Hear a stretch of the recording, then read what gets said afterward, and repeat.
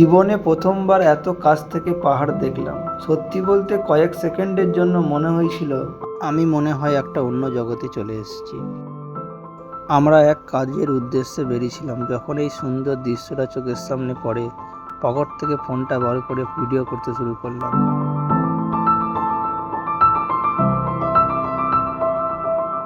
চারিদিকে তাকালে শুধু সবুজ আর সবুজ। দূরে দাঁড়িয়ে আছে মেঘলা ঢাকা পাহাড়।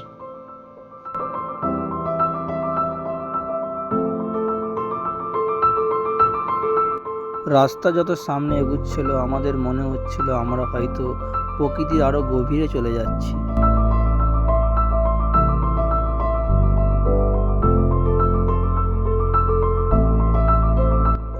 এই আঁকা বাঁকা পথ যেন আমাকে পাহাড়ের আরো কাছে নিয়ে যাচ্ছিল।